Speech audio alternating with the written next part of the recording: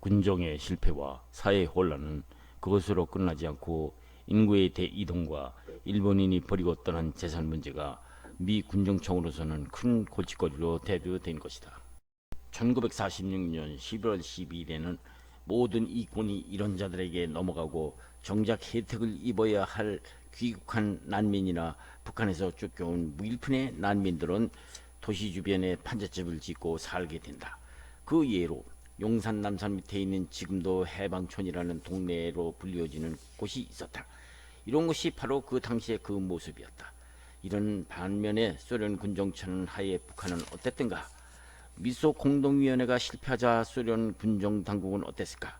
시베리아와 중국 등 인접되어 있는 북한은 시베리아와 중국에서 이시에 대거 귀국한 자들은 거의 공산주의 교육을 받은 자들로서 북한에서 일제 학정 밑에서 견디어온 국내 조선인들을 친일파로 몰거나 악질지주, 기업주로 매도하면서 소련 당국으로부터 비호를 받은 그들은 국내 민족주의자인 조만식을 배제하고 그들만의 행정조직을 만들더니 그들만의 군대를 만들겠다고 소련 당국에 요청을 한다. 소위 북조선 임시인민위원회라는 것이 그들이 만든 행정조직이었던 것이다. 1946년 3월 5일 발표된 북한의 토지 및 산업 국유화령으로 개인 재산을 나라에 빼앗긴 땅 주인들과 공장주 등 소위 지주 자본가 기업가 등 재산 좀 갖고 있던 사람들이 난민이 되어 계속 한파선을 넘어옴으로써 1947년 11월까지 2년 사이에 북한 총 인구의 10%인 116만 6천 명이 38 이남으로 내려와 중국에서 귀국한 동포와 북한 이탈 주민까지 합쳐서 북새통을 이루는 바람에 남한에는 미 군정의 또 다른 식량난과 주택난을 가중시킨 것이다. 미 군정은 식량이 우선 큰 문제였다. 하지 중장은 군정기간 3년 동안 약 4억 1천만 달러의 구호 문자를 본국에 보내달라고 트루먼 대통령에게 요청하여 급한 불은 끌 수가 있었다. 4억 1천만 달러 중 1억 7천만 달러는 식량 원조임은 물론이었다. 그러나 남한 사회의 혼란은 원조 물자로만으로는 안정시킬 수 없었다.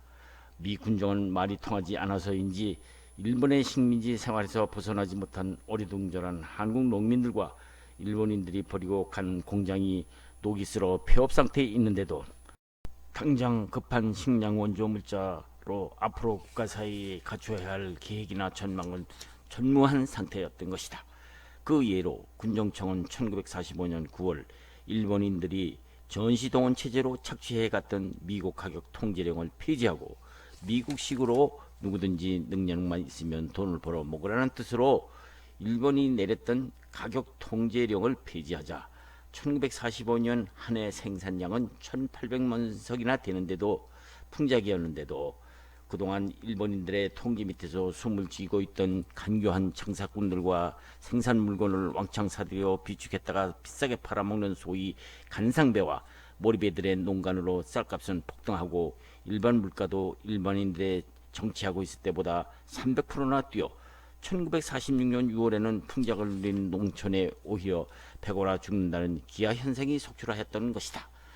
미 군정은 할 수 없이 일본 전시 체제 하에 배급제로 다시 돌아가 미국식 자유경제 체제로 유보하고 가격 통제와 식량 배급제를 부활한다. 그러면 부족한 주택 문제를 미 군정은 어떻게 해결했을까? 미 군정은 서울을 비롯한 대도시로 몰려든 인구의 주택 부족을 위해 일본인들이 버리고 간 소위 적산가옥을 개방하기로 한 것이다. 그런데 왜 이게 웬일인가?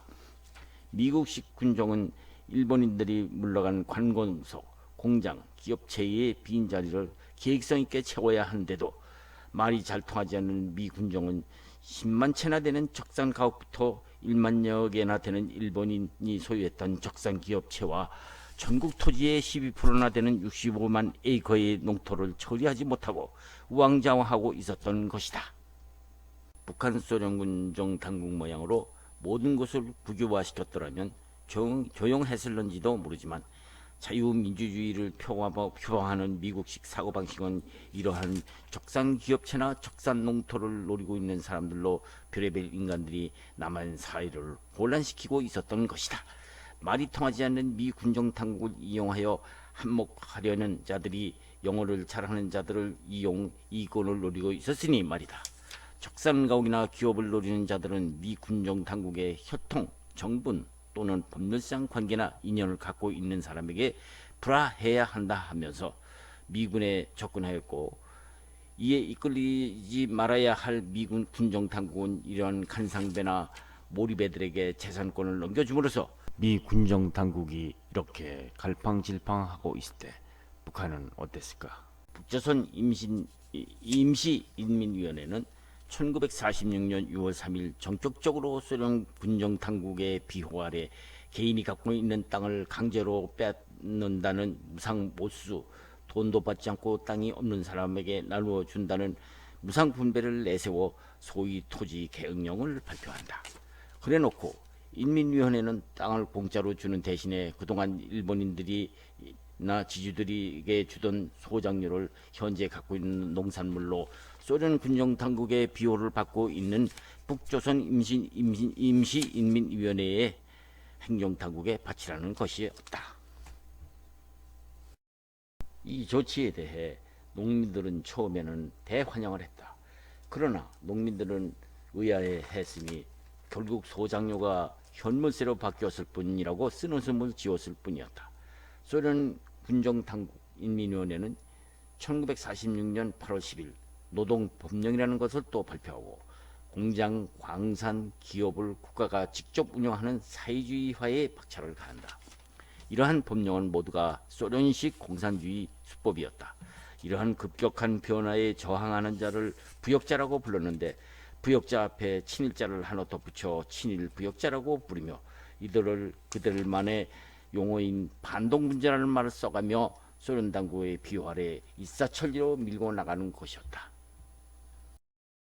저는 토지의 무상 분배 원칙을 강조하였으나 내용적으로는 토지의 소유권, 자유매매권, 양도권을 제한한 채 경작권만을 부여한 것이다.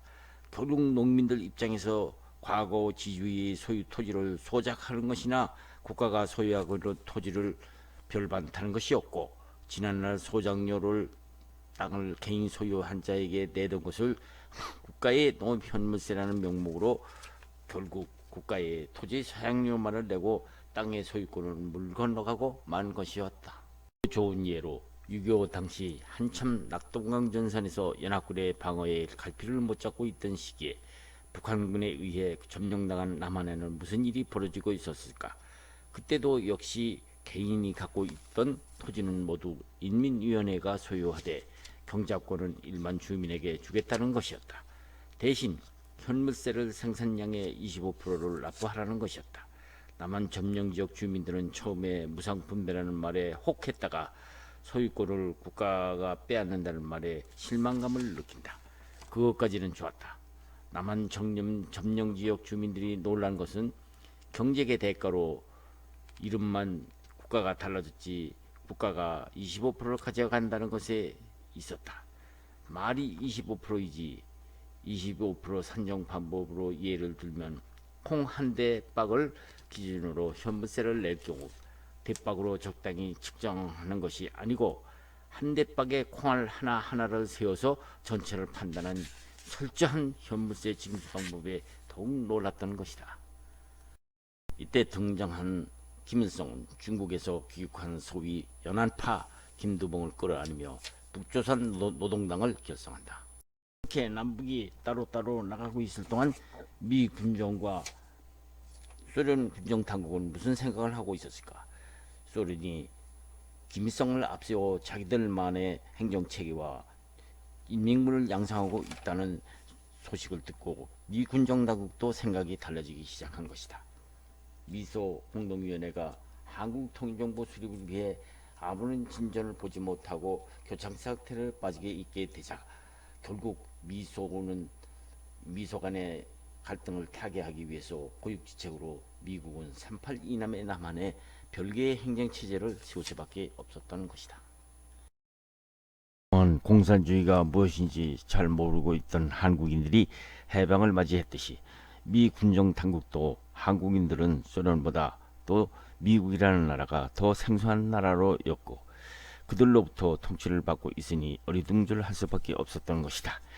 일본 식민지 국민으로서 살아온 한국 사람들은 일제 36년 동안 소련에 의해 대해서만은 상당한 사람들이 소련에 대하여 호감을 갖고 있었던 것은 사실이었고, 1917년부터 1919년 사이에 소련 모스크바에서 일어난 붉은 혁명이 지하에서 활동하고 있던 한국의 애국지사들을 격려해 준 것은 사실이었다.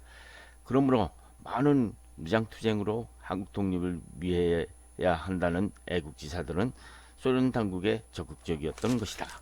그것은 많지는 않지만 소량의 무기 보급 물자를 시베리아로부터 한국 지하운동가에게密送되어 그동안 도와주었지만 미국은 그렇지 못했다. 그러나 해방을 맞이한 한국 사람들은, 일본 학정 밑에서 신음하던 한국 사람들은 공산주의의 위험성은 까마득히 잊고 있었던 것이다. 일본 총독부는 식민지 통치기간 이러한 소련의 한국인 독립운동가들의 합류를 경계하였기 때문에 일본 경찰이 엄하게 공산주의를 통제하고 있는 동안은 공산주의 선전이 한국 내에 침투할 수가 없었다. 이 군정 당국도 처음에는 민주적 정당성이라는 정책하에 공산주의자들도 미국에서 귀국한 이승만이나 중국에서 귀국한 김구 등 민족주의자들에 대하여 동등하게 대해야 한다고 믿고 있었던 것이다. 그랬던 미국 군정청 당국이 뒤늦게 2차 대전 중 일본과 같이 싸웠던 동맹국 소련이 속과 겉이 다른 행동을 하고 있다는 사실과 공산주의자들에 대하여 강한 불신감을 갖게 된 것이다. 더구나 그동안 공산주의자인지 민족주의자 지도자인지 애매모호했던 영운형이 암살되자 하지 중장이 놀라서 진상조사를 지시한 결과 보고받은 영운형 암살 사건은 더욱 놀라웠다. 사건 내용은 이렇다. 1947년 7월 서울 시내의 자동차 안에서 30대 한 청년에게 암살되었는데, 미 군정 당국이 조사한 바 그 청년은 북한 점령 당국의 지령을 받은 북한의 비밀 공산당원이었음을 뒤늦게 알게 된 것이다. 당시 공산주의자들은 이 청년에게 절대 공산주의가 아니라는 것을 라고 교육을 시켜서 사건을 저질렀지만, 사실은 당시 이승만과 김구가 미군 당국이 미소 공동위원회가 5차에 거쳐 지지부진하는 동안 신탁 통치를 찬성하는 공산주의자들에 반대하여 비상긴급 대책회의를 열었는데, 상임의장으로 이승만, 상임 부의장으로 김규식을 내세우는 한편 하지 중장에게 미국의 상하원 제도와 같은 가칭 민주의회를 두자고 제안한 것이다. 하지 장군은 이를 수락했고, 김구의 설득으로 영운형도 민주의원에 동참한 것이다. 믿고 있던 영운형이 이승만, 김구 등 민족주의자들에게 쏠리는 것을 바라본 박헌영과 허헌 등은 공산주의들의 마음이 편할 리가 없었다. 영운형은 김구에게 벼랑간 민주의원직을 사퇴하겠다고 통보한다. 왜 그랬을까? 알려진 바로는 영운형이 이승만, 김구 등 민족주의자들에게 협조한다면서 공산주의자들에게 불려갔다는데, 공산주의자들은 영운형의 소위 반동사상을 고쳐한다면서 38선을 넘어 공산주의 사상 교육을 받고 넘어오기도 했고, 어떤 날은 남산에 불러내어 영운형에게 설득을 했으나 영운형이 이에 불응하자 절벽 위에서 밀어 떨어진 일이 있었다는 것이었다. 이러한 사실은 잘 알려진 사실인데, 어쨌든 민족주의자였는지 공산주의자였는지 애매모호하던 영운형은 이렇게 테러를 당해 사망했다. 9.12 이 사건을 두고 뜻있는 사람들은 영운형 사건에서 보았듯이 영운형의 암살 사건은 한때 공산주의자들과 같이 했던 사람들은 그 세계에서는 한번 들어가면 들어가기도 쉽지만 다시 빠져나오기가 더 어렵다는 것을 뼈저리게 느끼지 않을 수 없다고 하고 있는 것이다. 이 사건을 듣고 있던 이승만과 김구는 공산주의자들의 테러에 힐을 치고 이 땅에 공산주의자들의 운동까지 하지 않으면 안 된다고 마음먹고 하지 중장을 찾아가 군정당국에 한국 독립만이 소련 위협을 이겨낼 수 있다고 역설한다. 특히 이승만은 공산주의자들의 영운형 테러 사건을 보고 정치의 무상함을 붓을 들어 쓰기 시작한다. 원녀 2천만, 구이 유국민, 모년 강해상 귀작 일한인. 내 소원은 2천만 우리 동포들과 여탄 한 나라를 만들었다가 선역의 붉은 모리 지듯이 돌아가 한가히 살고 싶도다. 이것은 그가 지은 시다. 공산주의자들이 그토록 반대하던 민주의원 제도라는 과연 무엇이었을까? 민주의원은 이승만이 미국에서 기초한 27개 원칙을 채택한 의원 제도였다. 이 중 가장 핵심은 자유민주적 기본질서라는 것이 그의 주장의 핵심 사상이었다. 이승만 공산주의자들도 민주주의라는 용어를 쓰지만 그것은 자기가 미국에서 보아온 미국 민주주의와는 전혀 다른 민주주의라고 했다. 우리 역사에서 큰 오점을 남긴 양반 쌍놈 제도부터 없애 모든 인민이 평등과 자유를 누리는 국가가 되어야 한다고 역설한 것이다. 그는 그 첫째 실천 방법으로 토지개혁을 거론했다.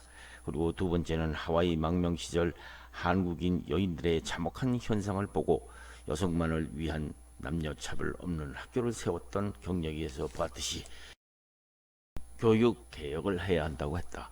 조선 왕조가 나라가 망한 것도 무식한 우리 국민들의 교육 수준 때문이라는 것이었다. 이승만의 세 번째 27개 원칙 중 하나는 우리 민족은 우수한 민족으로서 신탁 통치를 하지 않고도 얼마든지 독립할 수 있는 능력이 있는 나라로서 앞으로 미 군종을 미국 지도자들에게 넘기고 물러갈 때 미군들이 갖고 있던 무기를 한국에 넘겨달라는 것이었다.